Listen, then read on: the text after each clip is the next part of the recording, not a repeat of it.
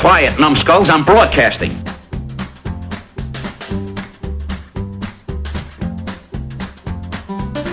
Hey kids, welcome to Grumpy Nostalgia, the Second Look Cinema podcast, the show where we go back to the blockbuster new release wall of our memory, grab a copy off the shelf, pop it in the old VCR, and see what time has done to it. I'm Justin, that's Mike. Mellow greetings. I can't even go forward. And we're here to help you navigate all the landmines littered down memory lane. And litter indeed, Mike. Yeah, this one went hard. This one's yeah. Oh boy. Okay, so we're back. I noticed, Mike, we picked the bad movies for just when we're together. Our guests have the luxury of having the good movies. Yeah, we should like force them to pick one or two of these ones we have to suffer through. Why can't they suffer like we do? I mean, what's so special about that? Look, that we are gracious hosts. Yeah. Say. All right, so thank you guys for joining us. This week we're going to talk about a little doozy called Demolition Man from 1993, and this is another 30-year anniversary, Mike. They just keep coming through the pipe. Yeah. There's a theme here. We've got to get out of 1993. It started good. The movie tie-in here, ladies and gentlemen, is supposedly in Last Action Hero. Sylvester Stallone stars in Terminator 2. Yeah.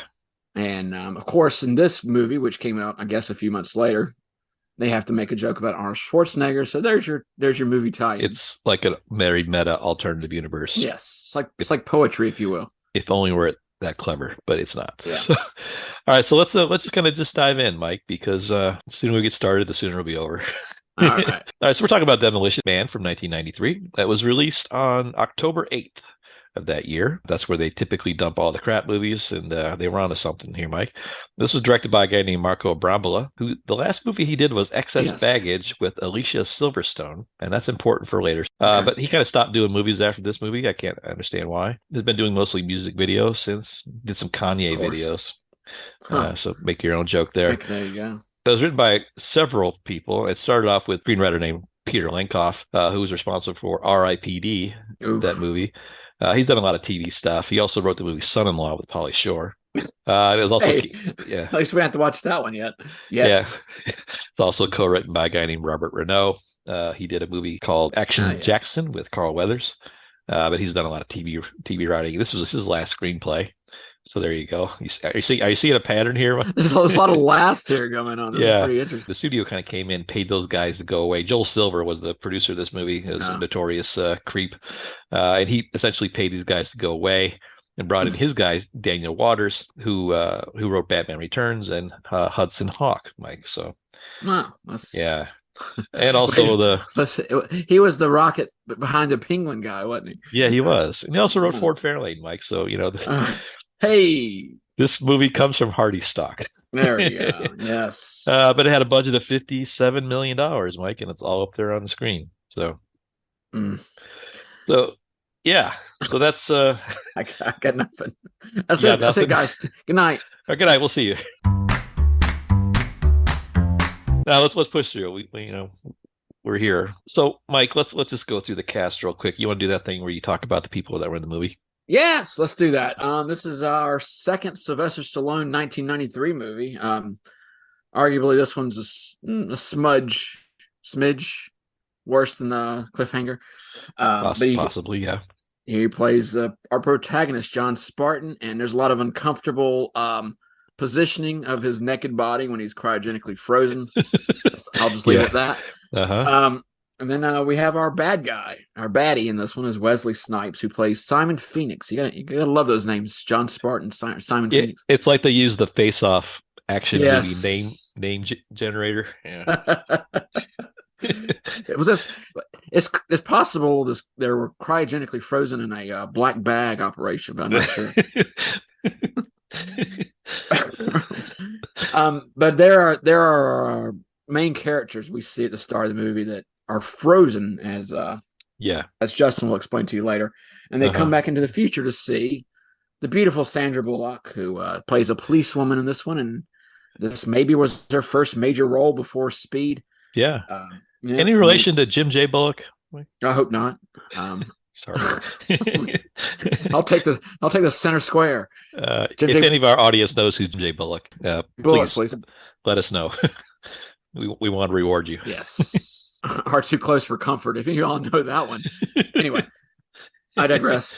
Sandra Bullock, who unfortunately was teamed up with two of our actors from this movie later on in Miss Congeniality with Benjamin Bratt and Two by Sea with Dennis Leary. A real failed heist movie. Yes. At Attempted Comedy. And speaking of attempted comedy, we had Rob Schneider, who briefly appeared in this movie, who before this was best known as the guy who made fun of people who made copies and came up with names on Saturday Night Live for their making copies. That guy. And then he became a stablemate for Adam Sandler to use at his discretion. Right.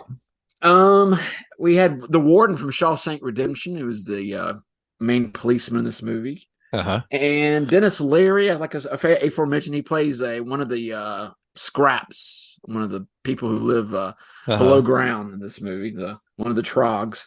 And then you had Jesse the Body Ventura, who grunts a couple of times and then he disappears. No, don't know what happened to him in the movie, but I'm assuming there's something on the cutting room floor. Yeah. And then Jack Black, who makes a brief appearance. I saw him in the credits, but I didn't see him in the movie, so it had to be like blink and you missed it kind of thing. Wow, I didn't catch any of those. And then Taco Bell. Taco Bell's in this movie prominently. It sure is. Everything is Taco Bell now. That's right. And that's pretty much your gist of your cast there. All right, thank you, Mike. That wasn't bad at all. All right, just a few notes on the cast.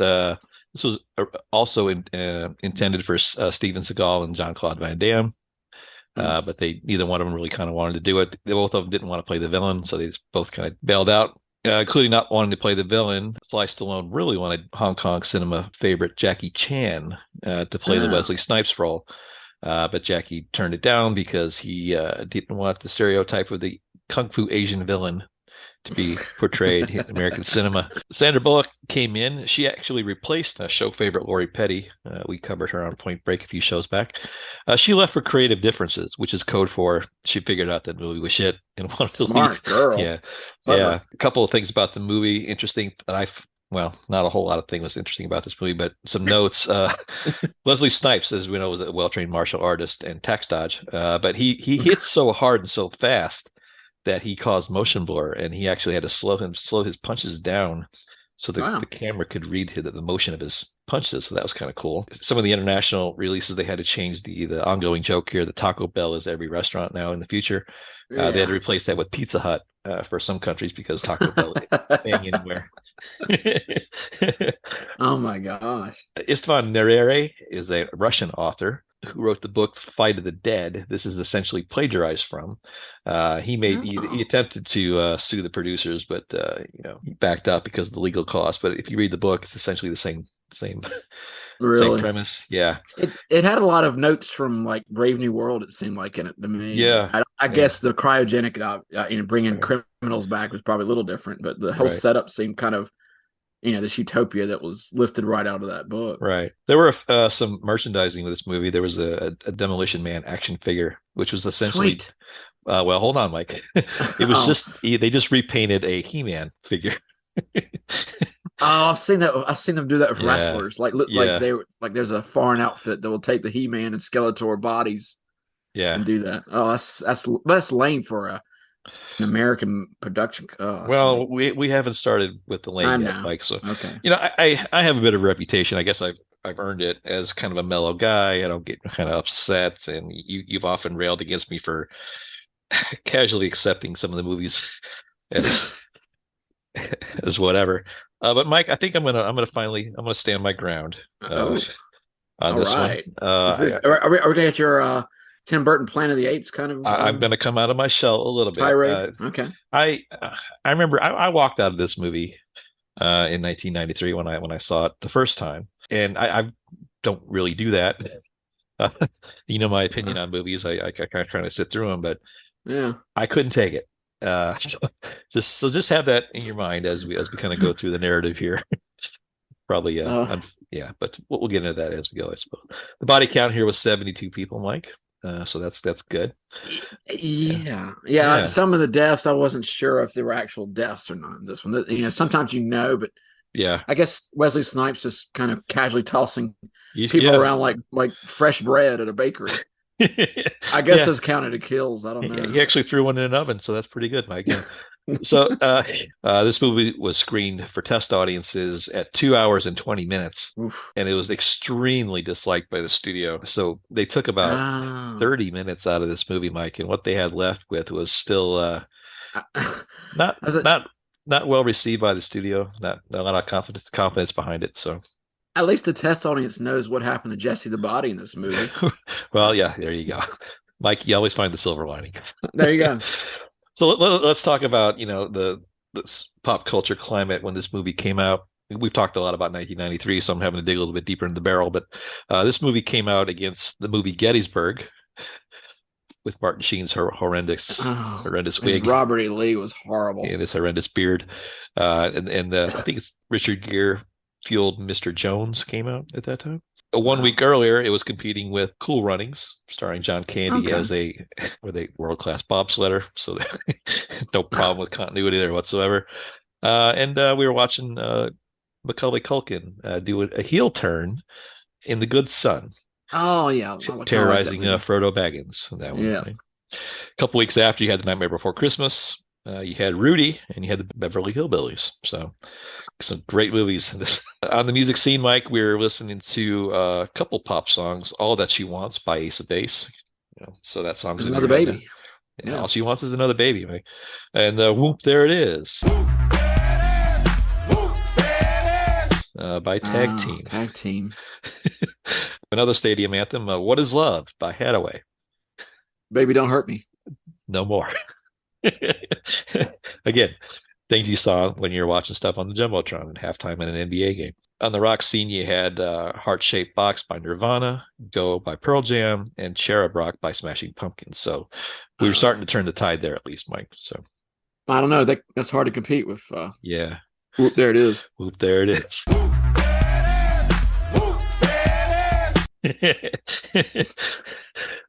TV was the same old crap we've talked about 100 times. I'm not going to bother talking about what was on the TV scene. Some other things around 1993 that I thought were interesting is we had the first Elvis stamp there, Mike. Yes, everybody voted on Fat Elvis or Skinny Elvis. Yeah, Skinny Elvis got the vote, so that's good. Bill Clinton was inaugurated our president. The Sears catalog stopped after 97 years of publication. That was the last year of the Sears catalog. So, Mike, the fallout of that is, a lot of rural alcoholic lawyers were out of toilet paper. You mean, and where's Mr. Cole Potter going to get his outhouse needs? Yeah. You guys, you're just going to have to put up with our inside jokes for a while, guys. We're feeling sorry for ourselves this week. So, gas was $1.16 a gallon. Apple introduced the Newton. Remember the Newton? Barely. It was the first attempt to. It was a tablet that you could write things down and then print into text. Wow. Glamorized on the Simpsons episode where Jimbo the bully told Nelson to make a note on his Apple Newton to beat up Martin. So he wrote beat up Martin, and Apple Newton interpreted that as eat up Martha. Which was essentially the core problem with that thing. It did not work. Ahead of its time, Mike. Ahead of its time. Speaking of being ahead of its time, the beverage Zima was introduced. Alcoholic beverage Zima was introduced. Yes. Yeah. We all think that's funny now. Mike, there were 623 websites at that time. The World Wide Web was just hitting its stride. Now there are 1.13 billion websites, Mike. And a shocking 82% of those websites are inactive.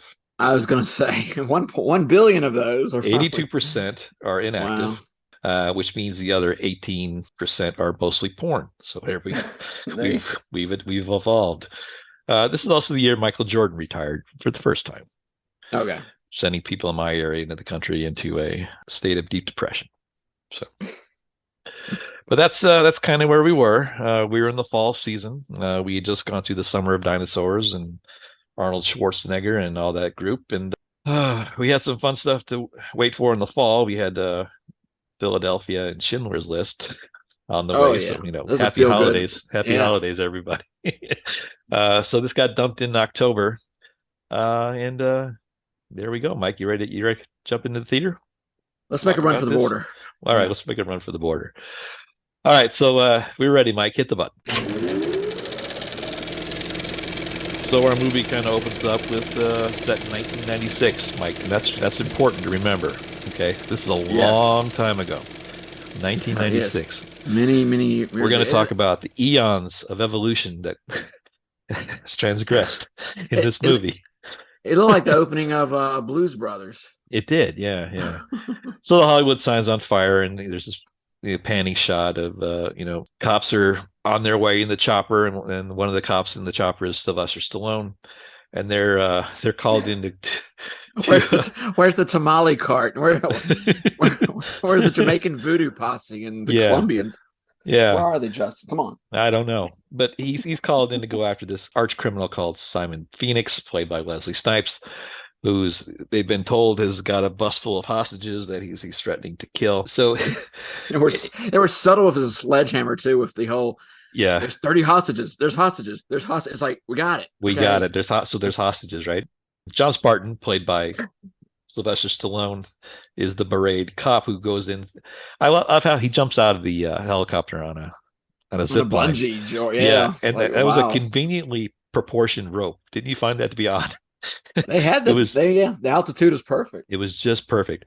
So he drops in and starts, punching Simon Phoenix around, and you can tell he's a cop too that doesn't play by the rules. Which was important to make note of. Yes, he gets into a big fight with Simon Phoenix.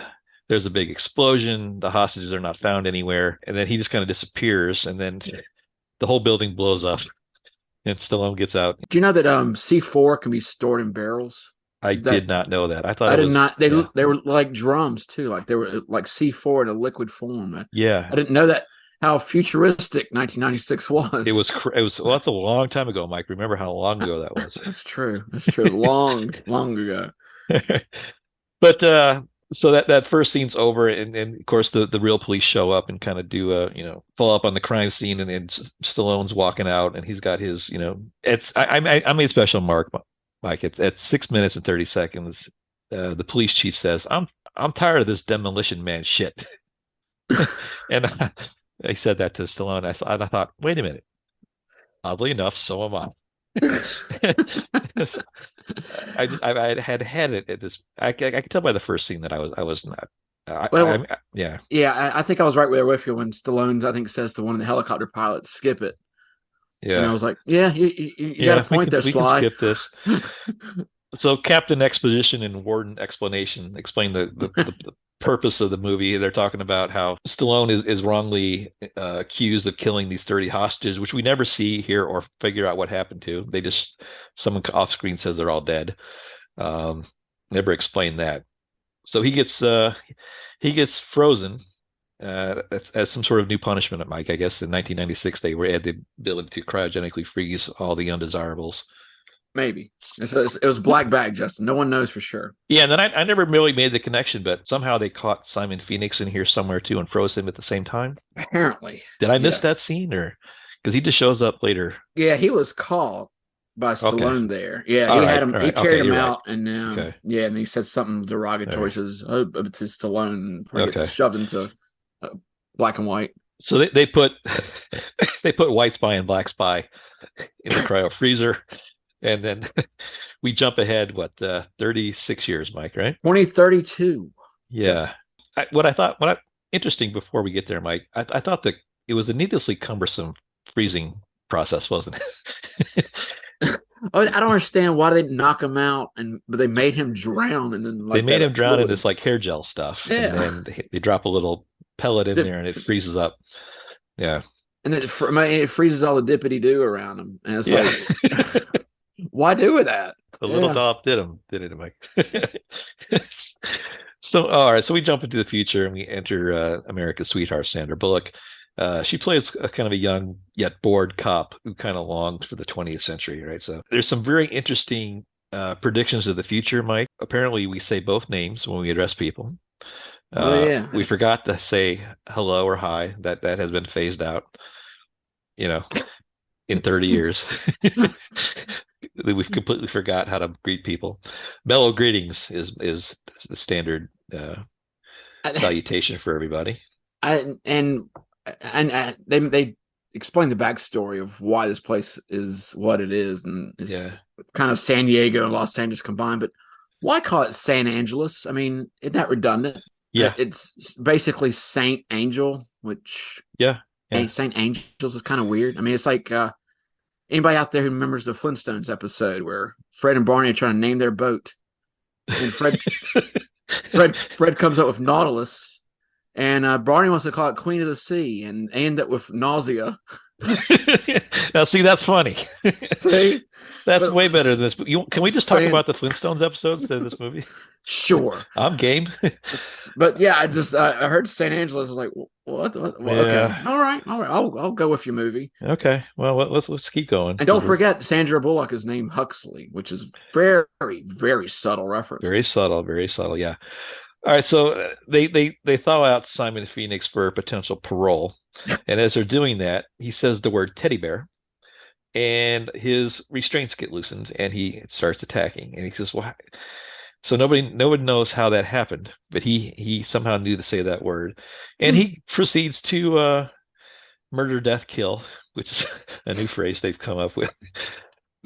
The joke is there's this kind of a new society that has evolved from the ashes. Literally, I think there was a big earthquake in 2010 is the story.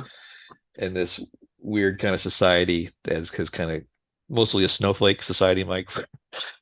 Murder and violence and caffeine and meat have been touching. Yeah, have been deemed bad for you, therefore illegal. So you got this weird kind of proletariat society that's evolved from this. It's kind of weird. So it's not their fault. They're stupid. It's the script. They're written that way. Yeah. So that leads to so he escapes, and it leads to this weird, almost 10-minute kiosk scene, which I could not figure what was going on, where he escapes and puts in some coordinates into the machine to learn how to find a gun. It just went on and on forever, and the police track him down, and he murdered, death, kills some more. How silly it was when he's punching the cops, and even when Phoenix is fighting John Spartan, it's like they have these little Casio drumbeat sounds during the punches, like boom, boom. You notice that little sound, like a video game, yeah, or like hobgoblins when they're having the lawn fight outside. It's like this. They're banging on the Casio keyboard. Yeah, and you almost expect like a Batman, like pow, zoing, kazoo, like while he's hitting these people because it's so comical. Yeah, but it's also, you realize later on that those counted as some of his kills. You're like, wow, okay, that's it's kind of dark. Well, I did read somewhere, so I'm not going to get those minutes back out of my life, but I did read somewhere that they tried to make the violence like comical because there was so much of it. Right. And I don't think that helped, but yeah, I guess that was the intent there. So the end of the story here is that you got a violent criminal loose in an unviolent world, and he's causing all kinds of trouble. So they decide that to take out a maniac, they need another maniac, Mike. So they unthaw Sylvester Stallone because they need an old-fashioned cop, Mike, to take out. Right. Yeah. Don't you love the fact that Simon Phoenix, the Wesley Snipes character, was paroled or had his parole hearing before the cop that caught him? Don't you love that justice? And and how? Okay, talk about this big earthquake that destroyed cities and just tore up everything. How did the cryogenic lab survive through all of that? That go through your mind like mine? No, I wasn't really paying any attention to this movie at this point. This is where I walked out back in 1993. I walked out right after Stallone got thawed out. And what triggered me was the toilet paper scene. So we'll get there in a minute. So Sly gets thawed out, and he says a lot of bad words. And there's my favorite thing here, Mike. There's this alarm system that goes off every time someone uses profanity, they get a ticket. Yeah. And they couldn't decide if they wanted to keep going with that or not. But most of the time they did. So anytime they used the language, they played this joke 400, 500 times. Even in like somebody's personal house, personal space, yeah. If you would understand it in a public space, but it was like, okay, we got it. So one of the first things that John Spartan does is he has to go to the bathroom, and he tells everybody as he comes, I said, "There's no toilet paper in there," and they all start laughing at him. And he decides, apparently, we've developed new ways to wipe ourselves in the future, Mike. So that's something to look forward to at least.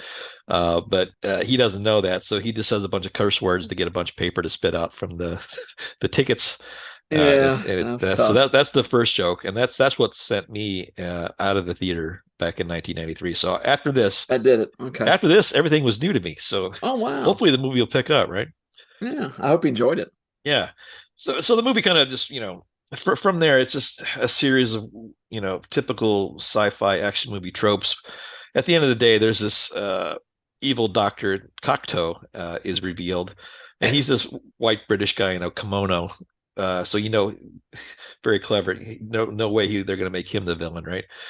And did you know Otho is his assistant? Yeah, I forgot to mention him in the cast. Yeah. Otho from Beetlejuice. So be ready, guys. In 2032, all we wear are still kimonos and Nehru jackets and little hats. So we've got that going for us at least. But the idea here is that this Dr. Cocteau has created this like dystopian society that he can kind of rain power on. But unfortunately, he never counted on like these city limits type characters.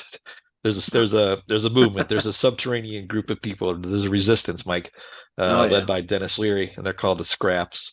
I thought what was his name? Was it Quado? I can't remember Dennis Leary's name. It was Quado, right? Okay. Was it Quado? It had to be. No, it wasn't Quado. It was Edgar Friendly. Oh, that's right. Yeah, Darn it. Okay.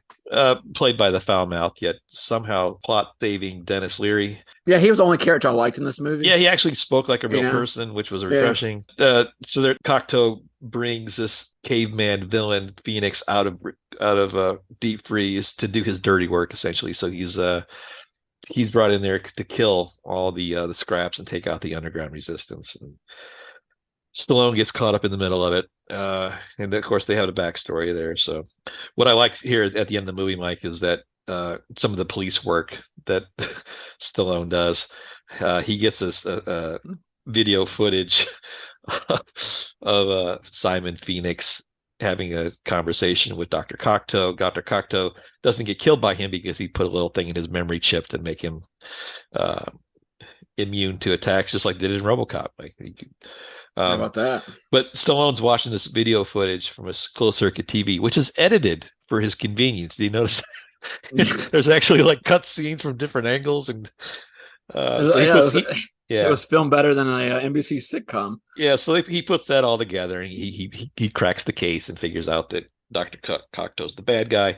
So he goes to the building to try to confront him, and Simon Phoenix has already showed up to do it ahead of time, and the easily bamboozled Dr. Cocteau gets shot by one of Wesley Snipes' cohorts, who said, "Hey, I can't shoot him, but would you shoot him for me, please?" And he does, and they throw him in the fireplace, and then Dr. Cocteau's out.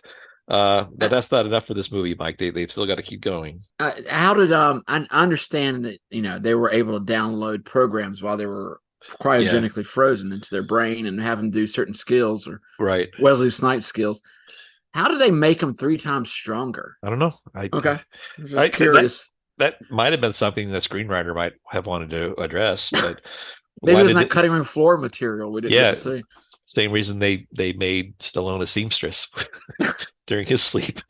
It wasn't a little bit of overkill. I mean, they gave him like how to decrypt code, how to fly a helicopter, how disassemble weapons and stuff. He learned a lot of stuff while he was sleeping. Yeah. Another Sandra Bullock movie. There you go. So there's this inevitable conclusion that comes to play where there's this big battle between these 2 guys that have had a history together. Now they're fighting each other 40 years later, and it ends up with Wesley Snipes getting frozen, a la T2, and then they knock his head off, and the head kind of shatters, and then that's it. Kind of a cool. It was a cool effect. I got to give him that. Yeah, it was. Yeah, Phoenix gets frozen. He gets decapitated, and the movie kind of closes any kind of open plot holes with Stallone finally learning how to wipe his butt, how to decode the 3 seashell thing. The 3 seashell thing. But once they got that important plot information resolved, they decided they could go ahead and end the movie. So the end. And thank you. The end. This was relief. my favorite part of the movie when it was all over. But they did break into a Demolition Man song by the Police. That was the worst Sting song I've ever heard in my life. You know, I'm a pretty big Police fan. I'm not really familiar with the song Demolition Man.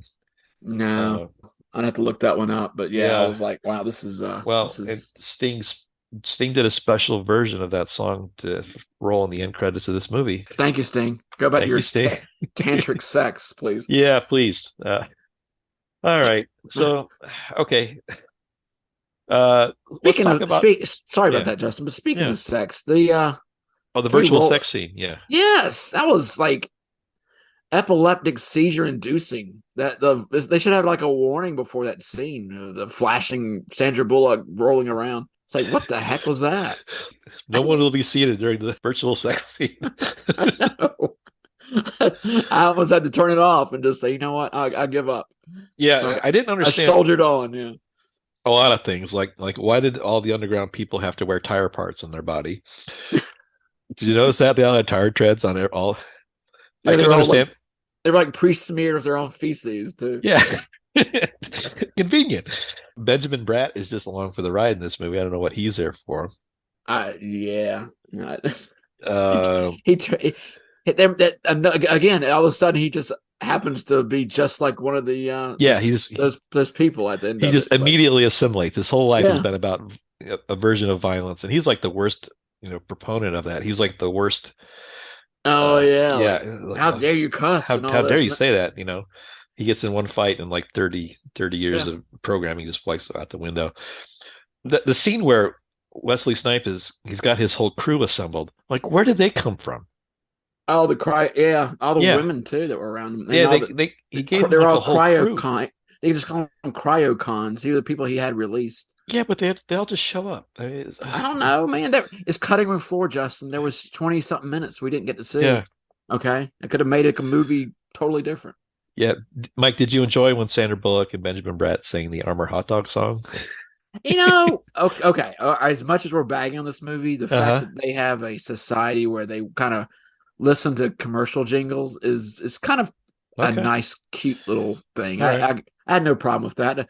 The Dan Cortez appearing as a Taco Bell entertainer at the restaurant, that I could have done without. To see that guy again, that brought back some bad MTV Cortez memories. All right, so we're talking about memories here, which was my final point, and we could split hairs all night, which we probably will.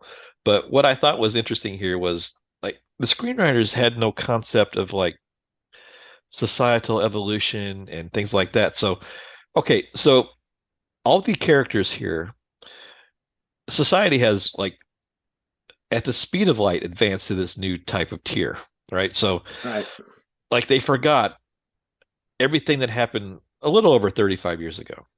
So they forgot like, how we used to talk. So imagine the irony here is that the time frame we're talking about is like from today as we're recording this podcast and when this movie came out. That's roughly the timeline we're talking about here. And they're trying, they all act like they don't remember things from the 20th century. And it's like, it's only Sandra Bullock is treated as a weirdo in this movie for worshiping 1990s culture. Yeah, and it's like, dude, why would that? Why would you treat somebody like that? That was looking back in the past and looking at like Lethal Weapon 3. And she has a movie poster on the wall. They treat her like she says, "Wow, you're so strange." Like, but there's Mike, people still alive there. Like even the old cop that had worked with Stallone in the past was still a cop in this society. Mike, if I asked you, do you remember the movie Ghostbusters? You would say yes. But in this movie, they're like, how could you remember something that happened so long? Yeah. Or like, how can you not know how to press a gas pedal in a car? Like just go like, go 500 years or go 100 years or something. But it was such a things that you don't. And this society existed in a bubble. It's like as soon as the British guy with the kimono died and got thrown into the log in the fire. It was like, well, okay, you guys got to live together now, and Like, what about the rest of the country? Is there a U.S.? They Right. mentioned Schwarzenegger was president. Yeah, the movie Lethal Weapon is not a lost relic. It's not ancient Sanskrit, you idiots. All right, well, let's move forward. So let's go to awards and accolades, Mike. Oh So boy. this movie had a $14 million opening, not good. It had a domestic haul of $58 million. There are no records for the worldwide box office. So as it stands, it did not make any money overseas. Hmm. It got no nominations from any organizations of merit, short of the 1994 Razzies. Sandra Bullock got nominated for Worst Supporting Actress. She did not. She did not win. She didn't deserve. Yeah, she didn't deserve. Bless her heart. She didn't know. She didn't know any better. But Mike, it's time to go back to our buddies at MTV. Wesley Snipes was nominated but lost for Best Villain. Mike, you want to guess who he lost to? I'm going to circle right back around. Oh, wow. It wasn't Charles Dance, was it? It's Benedict. No, it was Alicia Silverstone that we talked about at the beginning of the episode for the movie The Crush. Yes. Carrie Elways. Where she takes apart our show favorite Carrie Elways. Oh, poor guy. She also won Breakthrough Performance that year, beating out such talents as Ray Fiennes. Talk about some career divergence there. Yeah. And just to kind of button up our talk on MTV Music Awards from 1994, this was the year famously that the Best Movie Award went to Menace to Society, by beating out such also-rans as Philadelphia, Jurassic Park, Schindler's List. Yeah, so according to MTV, Menace to Society is a better movie than Schindler's List. So there you go. Goodness. Miss MTV, don't you, Mike? So much. I miss Dan Cortez. He's so my favorite. It's probably an afterthought. Let's put it to the grumpy meter anyway. So, Mike, why don't you go ahead and just talk about your first watch and your most recent watch and see what's changed. First watch, I kind of was ambivalent about it. I thought it was okay. Kind of like the same way I felt about Last Action Heroes. Like, you had no feeling what either no or bad on it, and I'm kind of ashamed of that younger version myself in a way, but that's okay. There were a lot of movies I watched back then every week. You look at the roster of movies from the early 90s. It was incredible how many movies were coming out, good and bad, or indifferent. But this time watching it, I looked more at how they presented the future. But to be fair to this movie, let's be nice. They had some things in there that were very prescient, very ahead of his time. There's no Johnny Cab, which is disappointing.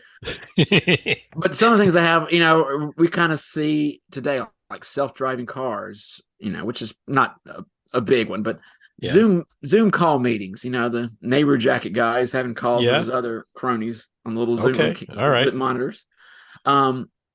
You have subcutaneous microchips. You have people that are monitored by little chips under their skin, which that's pretty interesting. Matrix, this has Matrix-like downloads where they can download skills into people's mind while they're hooked up to these machines. And cops without guns. How progressive is that? They use these little rods, and apparently they're not very effective against anything. The past. Yeah, that's true. But that's and what I thought was really cool was the safety foam for cars that have accidents that immediately envelops you, so you don't get hurt in a car accident. Okay, very interesting. All right. But there's your but. I'll give you that. Let's go over some bad the stereotype future crap that you throw at you, like the kimonos. Why these movies always have people in kimonos and jackets and looking so earth tony. Is that our future, Justin? I hope so. That's my color palette, Mike. like I said earlier, the one person in the movie who's nostalgic for the 90s is treated like a weirdo, which why? It's full of pacifists, which seems to be a running theme for a lot of futuristic movies. Yeah. But the one thing that really got me was they predicted Oldsmobiles to still be around in 2032, which gave me a slight giggle when I saw the Oldsmobile dealership there they showed in the future, and I was like, yeah, okay, whatever movie, thanks. Swing and a miss. Yeah, but this movie was I think what bothered me the most, other than just future elements, was the mix of the tone. And repeat listeners of this podcast will. I'm sorry. I'm going to repeat a broken record trope for me is poor tone of a movie where it goes from comedy to tragedy to comedy, and then it treats people that dying as like, haha, look at that guy. He got thrown through a plate glass window and hilarious. He's dead. And just, the humor was just misplaced, and just a silly, goofy movie that probably had too many writers on it, as like a lot of these movies seem to have. And just a no for me. Please don't watch this. Okay. All right. So thank you, Mike. That was a good one. On my first watch, as I mentioned, I walked out, and this was during my senior year in college. I had an organic chemistry final that I was studying for, and a buddy of mine said, "Hey, do you want to like get up and go see a movie?" I said, "Yes," before I even finished. And we drove across to the neighboring Mattoon, Illinois, and sat down to watch Demolition Man. And we walked out just out of frustration. There was a screaming baby in the theater too. That wasn't helping. Oh, so it wasn't just the toilet paper scene. Okay. It wasn't just that, but it was not a good time. So I literally decided it was more fun to go study for an organic chemistry final than watch this movie. I just gave up. And when you're in college, you do anything to get out of any kind of personal responsibility. But I chose to go back to studying. Watching this movie again a couple of days ago, 30 years later, I was wise well beyond my years. I figured it out. I watched it again, tried to give it a chance, Mike. And I have no regrets about walking out because I wanted to walk out of this again, but I suffered through because I had to finish a script for all of our beloved fans. But it was just, to your point, Mike, just the tone is just, they have done movies like this successfully. You can, if you're going to make a comedy, make a comedy. If you're going to make a sci-fi epic, make a sci-fi epic. But don't do the two things because they don't work. You can't have Sandra Bullock singing an Armour Hot Dogs song, and then 2 minutes later have a guy get assassinated, shot in the head. I mean, what do you want your audience to do? What's the expectation there? So I made it through the movie. I tried to find some redeeming values. I found a handful, and I think I kind of know what they were trying to do here, but it was just I just could not keep track of, am I supposed to be laughing at this? Is it supposed to be tongue in cheek, or is it supposed to be this violent cautionary tale? All the above. All the above. And whenever it's that, I just say I just kind of check out. So maybe a 0 out of 5 my first watch, or at least a incomplete. Wow. On my second watch, I think I'll go like 0.5 out of 5 stars. It only existed for content for this show for me. I never want to see it again. But there you go.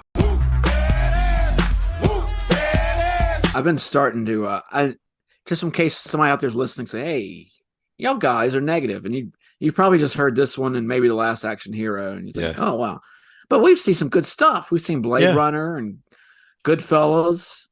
And when we want to applaud a movie, we will. When we want to dump on a movie that really stinks, and this is, this will lead us into a pre-show conversation about would a kid that was our age when they saw this in '93, watching it in 2023, would they like it? And I'm going to respectfully say no, they would not like this movie, even though you see a lot of crap coming out of Hollywood now that's not very imaginative, or still, even if it's an original idea, or in this case, it sounded like it might have been plagiarized.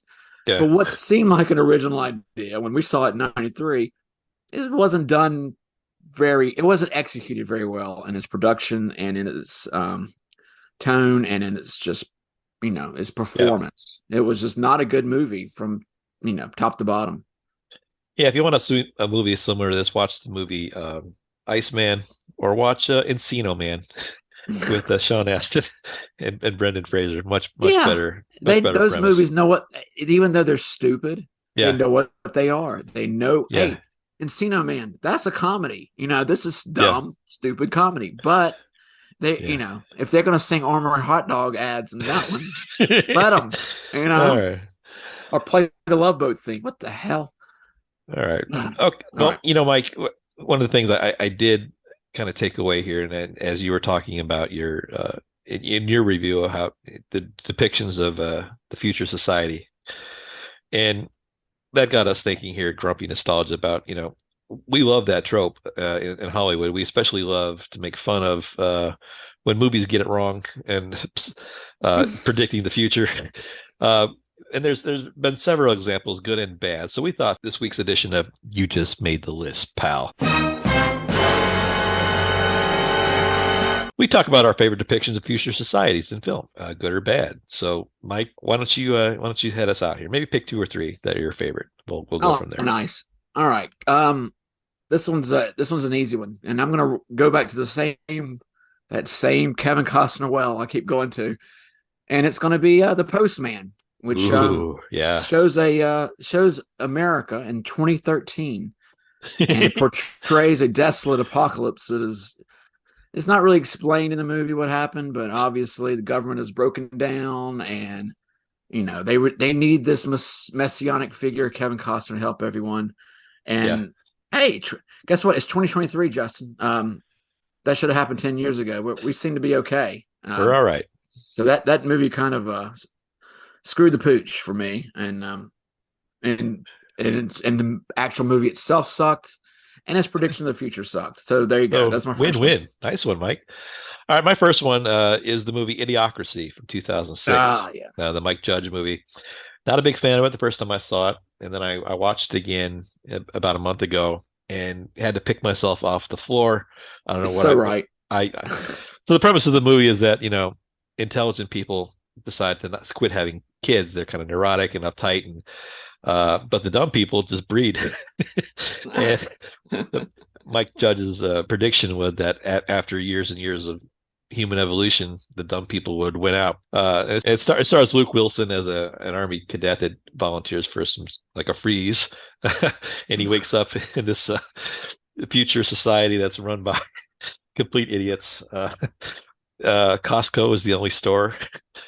My favorite scene is when you walk in, the guy says, "Welcome to Costco. I love you." Oh, yeah. The greeter. But the planet is about to die because they keep feeding Gatorade like drinks to their crops, so they can't get them to grow because they're too stupid. And then because he's the smartest man on the planet, because he came from an era where people used to think, he becomes the leader. It's just a lot of funny satirical stuff about the future of our great country. But that's it's I guess it came out about 20 years ago. Yeah. It's one I need to revisit, because I just the snippets I remember about it are so precious. And they're coming true, Justin, right before our eyes. Yeah, and especially Terry Crews as President Camacho. Yeah. And the bit was like the big sports events or like monster truck rallies or something like that. Yeah, and all the executions are done by monster trucks. So. All right, Mike, you're up next. That's a tough one to follow up on. I'm going to go with a little classic that came out a few years ago called 2012. Oh boy, yeah, okay. With John Cusack, show veteran. This movie kind of aged like old cheese. I don't think most people at the time didn't believe the Mayan prophecy that the world would end in December of 2012. But was it Roland Emmerich? I can't remember who was the brainchild of this. But all the way. Of course, I saw this as the greatest opportunity in the world to show different places blowing up, and just action, destruction. Silly movie, silly idea. It looks even stupider 10 or 11 years later. Dumb. That's a great one to watch and make fun of. I love how remember the scene where the car is outrunning the sun on the horizon? Oh yes. There's like a little plane is taking off after I think it's like Yosemite. The volcano finally erupts, and then they're trying to escape in this plane, and the runway's disappearing as they try to fly away. It's like, that's a great one. All right, so I'm going to change the tone a little bit. Go with my second pick. This is a movie.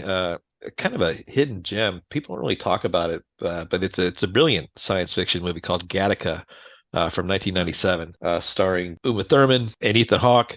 The premise is, and Jude Law, I believe, too. Yes. And the premise is that society has evolved to a point where they've been able to identify, and from a eugenics standpoint, they can identify any potentially bad genes, and it allowed us to kind of create an ideal society where every birth would be controlled genetically. So if you had, inclinations of some sort of disease or kind of, defect, they could take care of that, in the womb. And it focuses on a really interesting story where Ethan Hawke was right on the cusp of this transition, and he's got some genetic defects, like he's too short, and he's got a heart condition. But he goes underground to try to alter some of his body parts and stuff to be able to be on a space mission for Jupiter, I think. But it's really kind of a weird film noir mashup.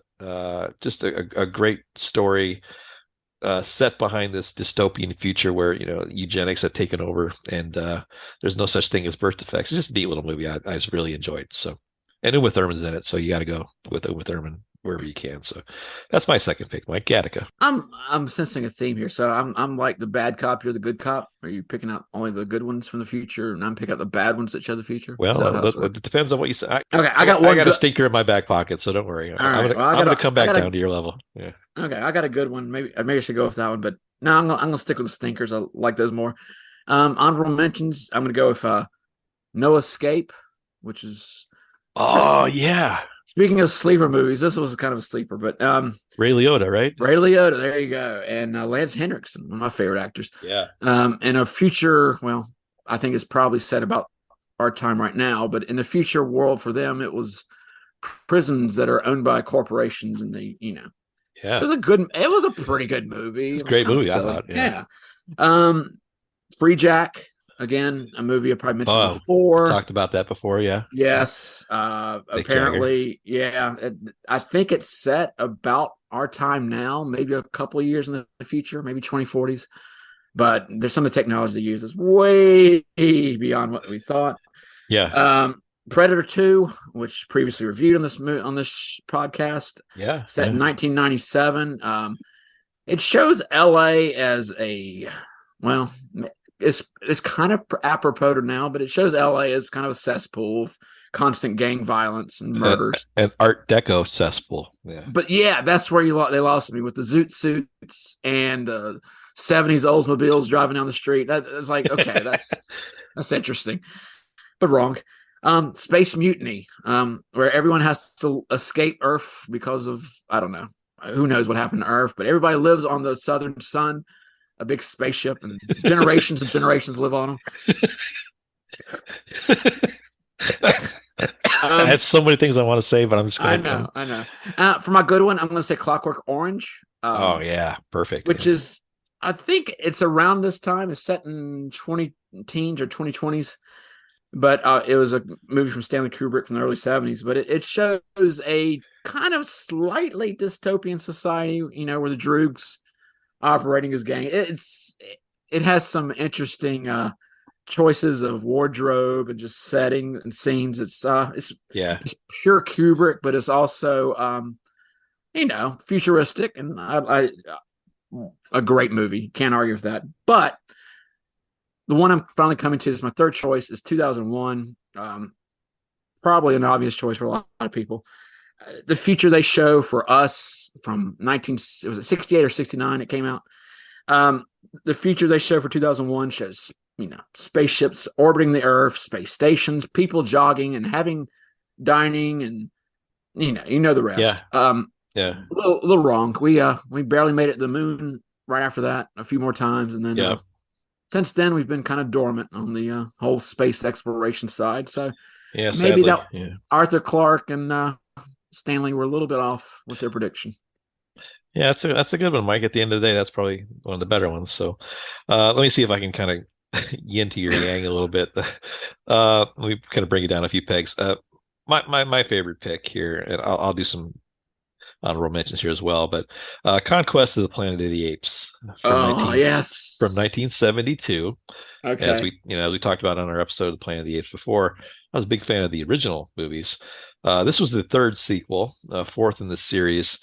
And this is mostly about set in kind of, again, yet another dystopian future of 1991, Mike. Wow. Where everybody wears black turtlenecks. Of course. If you're in the government, you have to wear them. It's standard issue.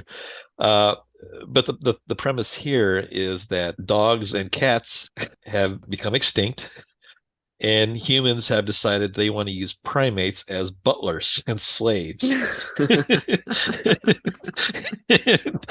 They've all become like oddly humanoid too. So, wow. But the premise is that the apes are trained to be our beauticians and barbers and chefs, and ultimately, Mike, of course, you know where that leads, right? Yes. Rebellion, right? Attica. But there's an amazing sequence here at the end, kind of this big battle scene where you get the first sentient ape. I think in this case it's Cornelius's son. There's some time travel stuff we're just going to ignore, but this is when they acquire the power of speech. And they kind of take over humankind, because they didn't want to serve their drinks anymore. But it's stupid, but it's one of my favorite movies of all time. But the premise is, if you can get past the premise, Mike, it's a fun movie. Some other notable mentions, Mike. You mentioned a few shows that we did or a few movies that we've done on previous shows. I want to throw in Total Recall and RoboCop. They all had an interesting view of the future there, especially shoulder pads in all of our suits and puffy hair. That seems to be a standard issue for the future. Ronnie Cox. The movie Leprechaun 4 in space, Mike, from 2016. Don't want to forget that one. Interesting story there about man has colonized planets there as mining operations, and the leprechaun goes to one of those planets. No.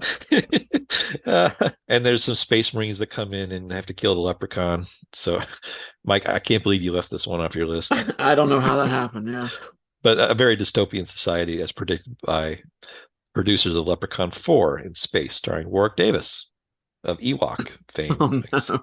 That poor fella. All right. I think, Mike, have we hit the bottom? I think we hit the bottom, right? That's the bottom. That was officially it. Yeah. We're digging a little deeper. So, guys, we apologize for the show in advance. This wasn't our sharpest one, but we were just, I wanted to get one extra in the can. And we picked this movie, and I just wasn't prepared. I'll admit it. But you listened this far, so you tell me. I would say you're going to regret the rest of your life. The next 2 seconds. 2 seconds of, yeah, correct. All right, so now that we've got all the unpleasantness behind us, let's talk about a few other things. We talked about Predator 2 in that episode. We featured Molly, and Molly will be on our next episode coming up next week. Right. So we're excited to get Molly back. Talk to Aaron and some other guests. We're going to have several featured guests in the next 3 or 4 weeks, so looking forward to that. If you have any inquiries about our show, you can check us out on our Instagram page. That's at Grumpy Nostalgia. And if you have any questions about the show or requests, you can send us an email at nostalgiagrumps@gmail.com. So that's going to kind of wrap it up for tonight, Mike. Thanks for hanging in there with me. I know this was a tough one. So anything else you want to say before we head out, Mike? Ho, ho, ho. Green Giant.